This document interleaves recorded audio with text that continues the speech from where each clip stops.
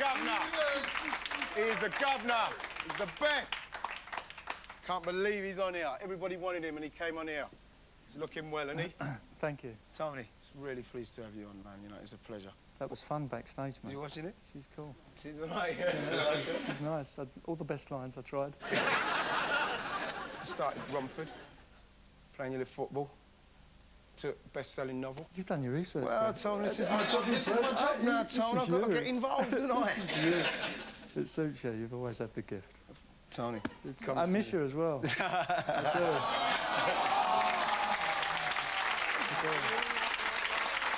You know, he's a pretty special guy, and you know, every morning he used to walk in, he was away, and that kind of... I remember some of the things you lot used to say when you weren't in the mood for me, though, Tom, to be honest. with that, you know, you played for Arsenal at a very young age, massive club. You know, anybody who's been there, no one's had a bad word to say about the place. And, you know, you're in there at a very young age, you know, and, you know... I've always been comfortable in that environment, you know. That was my stuff. I didn't really give a damn. I was going to do it. When I walked through into the marble halls, I didn't think nothing of it. I was confident in my ability. It's probably the only place I was confident.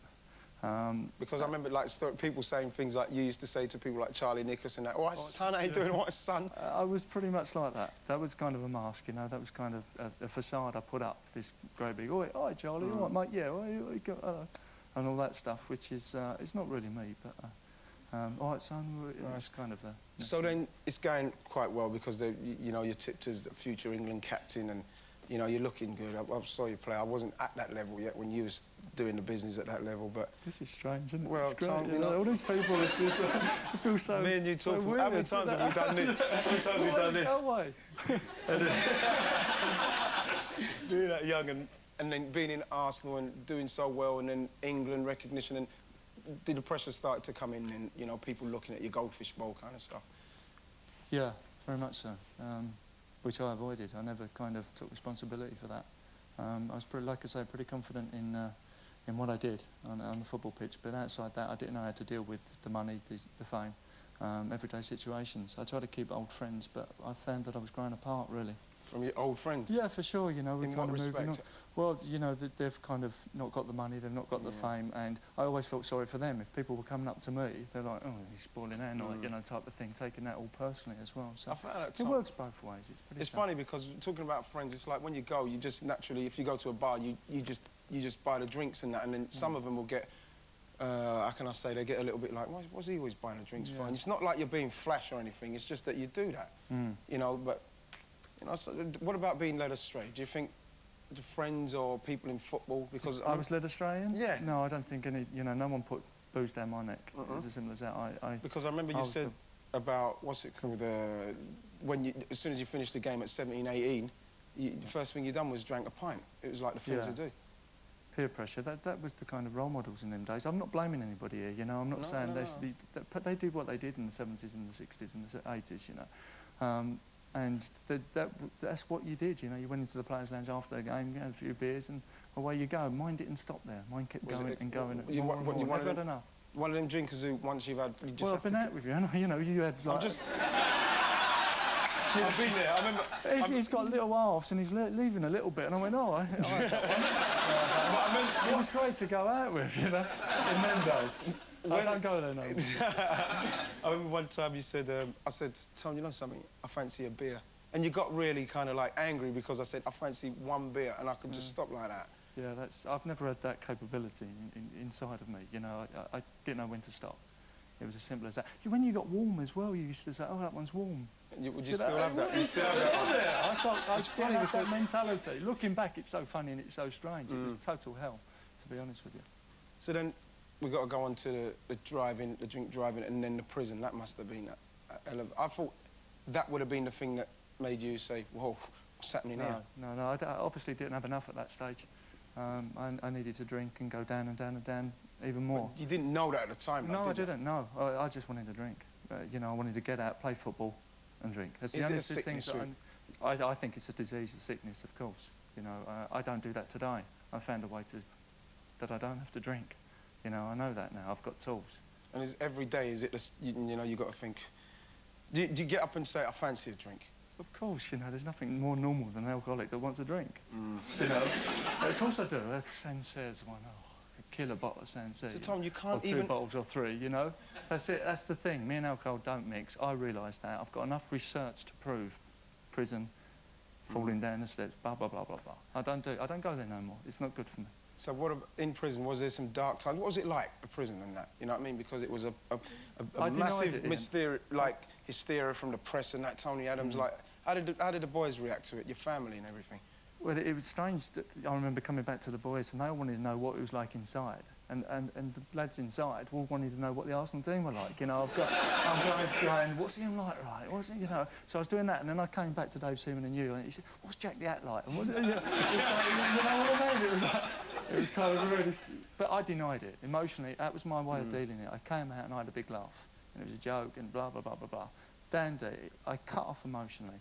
I didn't feel... I just went in there, head down, just got on with it. You didn't have no real dark times in there where you're thinking about your mum, your dad, your missus. Yeah, it hurt, but I was pretty much unaware. You know, I'm still... You know, I knew I was causing them pain, but I didn't realise that I had a problem. I didn't realise. I didn't start... I could see that person and that person and that person, you know. Definition of an alcoholic for me was that person drinks more than me, so he is and I'm not. That's the way I justified it. You know, he does more, he doesn't, you know. And I'm sitting in prison doing this, you know. But yeah, I felt pain, but it's kind of, it was hard for me, so I kind of ignored it. So would you say, like, the way it's gone, and it looks like everything negative for you is due to drink? Would you say that drink has been like the main reason for all your negativity? In a way, it's come full circle, because if I didn't go down to them depths, I can't lead the life that I am today, which is a positive, beautiful life. You know, I've got a great life today, and I needed to go down to that level. That's what I needed to do. That's the path that took me there. You know, it's as simple as that. You know, negative, I'm at the other side, thank God. You know, some people don't make it. Some people don't get out the other side. I've been lucky. This is deep, right? This is a cultured bit of the show. What's going on? I knew I'd get cultured, so I knew I'd bring it into the show. I just want to, before I move on from that time, because I was there when you admitted, you know, when you came in, I just wanted to, because when you done it, it was such, I remember it was just so like, God, I can't believe it. When you came in the day and you said, listen, boys, you've admitted it, I'm an alcoholic, I've got a problem, I'm going to deal with it, this and that. What was the night before like? You know? You said? Huh? And you said? What did I say? I can't remember. You got some bottle in you? Yeah, I did. Your hobbies now, your interests, what do you do now? Because you have to go well, just a little mention, Tom, just so as people can see that, you know what I mean, you're not just I kind of feel my time going to the theatre and twiddling my fingers. Yeah, I'm learning piano. It's not... Yeah, it's the only thing they've got to throw at me at the moment, you know, society and stuff. Oh, Adams plays piano, which is a bit... You know, surely, Tom, because you've been through what you've been through, you know what I mean, that's just... Yeah, well, say what you say. Exactly. You know, when you've been down there, it doesn't matter. You know, I don't do that anymore. It's as simple as that. And I've moved on, and I'm going up. And I go to plays, I go to the theatre, I play the piano. I learn, I enjoy it. I'm not good at it. You know, I wanted to be good at everything that I've done, and it's such a relief not have to be bloody good at this, you know. I can just do it and have a bit of fun with it, and it don't matter. Silent Night at the moment, it's killing me. It's killing me. I'm learning it for Christmas, get my kids round me, and I'm going to try and play it. But the left hand, you don't go up and play it great with me, right, but don't you dare ask me.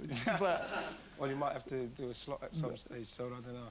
Cool. Well, Tony, I've got to clear something up while you're here, because in your book, you did mention about the fact that I was substituting your greatest ever Arsenal side, which is something that now that I'm here, you know, I can say to people with all honesty and sincerity that to be not only to actually get to Arsenal and play with Tony, he's such a great captain, and for him to put me in his greatest Arsenal side, it's just the greatest honour you could have ever put me, Tony, and I really appreciate it, mate. Is that it? Yeah.